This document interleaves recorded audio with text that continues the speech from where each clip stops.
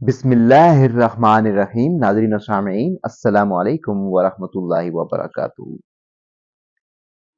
سلطان محمد فاتح عثمانی عہد کے مشہور خلیفہ گزرے ہیں۔ ان کو یہ شرف حاصل ہوا کہ ان کے عہد میں قسطنطنیہ فتح ہوا۔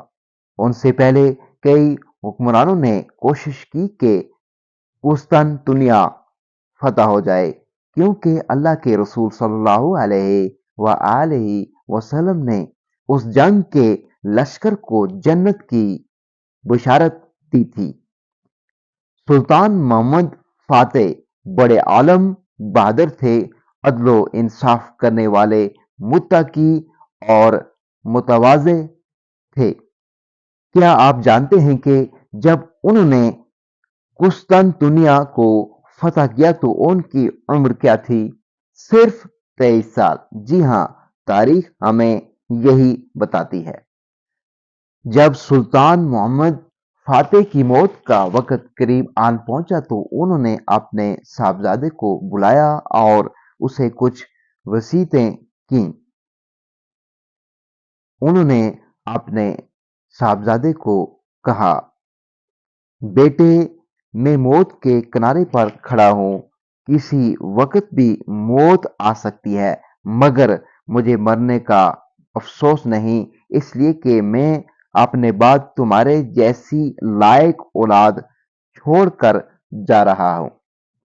اپنی قوم کے ساتھ عدل و انصاف اور رحم و کرم کا برتاؤ کرنا، بغیر کسی تمیز کے رعایا کے ساتھ یکساں سلوک کرنا اور دین اسلام کو پھیلانے کی پوری کوشش کرنا، یہ روئے زمین کے تمام حکمرانوں پر فرض ہے۔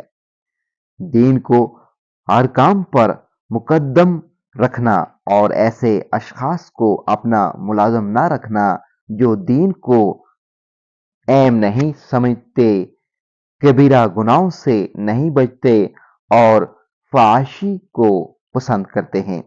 بدعت و خرافات سے دور رہنا اور ایسے لوگوں سے دور رہنا جو ان کاموں کو پسند کرتے ہیں اور ان کو بجا لاتے ہیں۔ اپنے ملک میں جہاد کے جھنڈے کو کبھی سرنگوں نہ ہونے دینا، بیت المال کی حفاظت کرنا، اس میں سے بے جا خرچ نہ کرنا، اور ہاں، خبردار، کبھی بھول کر بھی اپنی رعایت کے مال و دولت کی طرف نہ دیکھنا، البتہ اسلام کی اجازت کے مطابق اس میں تصرف کر سکتے ہو۔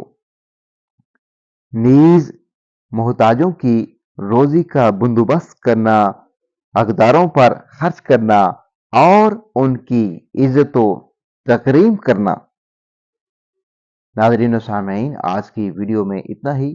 مزید اسلامی اور معلوماتی ویڈیوز دیکھنے کے لیے ابھی تک اگر آپ نے ہمارے اسلامی اور معلوماتی channel wealth of knowledge corner کو سبسکرائب نہیں کیا تو لازمی سبسکرائب کر دیجیے گا، بیل آئیکن کو آل پہ کر دیجیے گا تاکہ آنے والی ویڈیوز کا نوٹیفیکیشن آپ کو بر وقت وصول ہو سکے۔ اگلی ویڈیو تک مجھے دیجیے اجازت۔ اللہ حافظ۔